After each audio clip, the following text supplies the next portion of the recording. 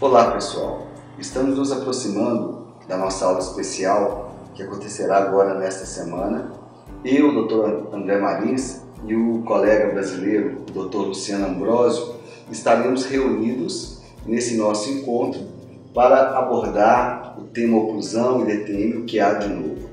Existem vários temas interessantes em que iremos abordar e o Dr. Luciano vai nos dar a oportunidade de trazer uma avaliação bem detalhada das imagens dentro desse contexto, da articulação temporomandibular, que nós podemos explorar no diagnóstico por imagens com as TACs, o que podemos explorar como, por exemplo, a morfologia e o posicionamento dos discos articulares, sobretudo quando tivermos associações com alguma alteração biomecânica dessa articulação, que caracteriza, no nosso critério diagnóstico, as DTMs de origem articular.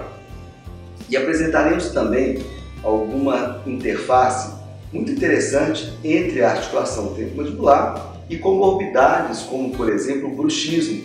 O Dr. André irá explorar o tema dividindo bem didaticamente o bruxismo do sono, o bruxismo de vigília, e faremos juntos uma interface entre estas comorbidades. Por exemplo, nós sabemos que a articulação temporomandibular é uma articulação sinovial caracterizada por uma lubrificação máxima quando ela tem uma boa dinâmica de abertura e de fechamento.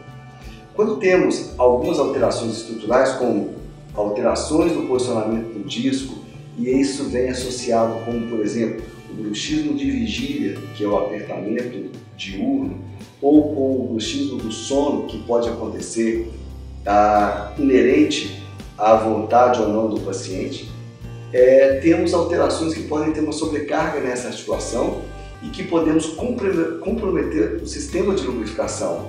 E aí podemos lançar mão das goteiras e com essa nova roupagem, como a gente já conversou anteriormente na apresentação que fizemos para vocês, nós sabemos que as goteiras com essa roupagem Cadicam, elas podem ter uma estratégia interessante na proteção dessa articulação contra essas cargas adversas na articulação temporomandibular que podem ser promovidas pelo bruxismo do sono, e também alguns dispositivos que nós temos com os novos aplicativos que podem ser muito interessantes em estratégias de controle para o cognitivo comportamental, para o bruxismo de vigília.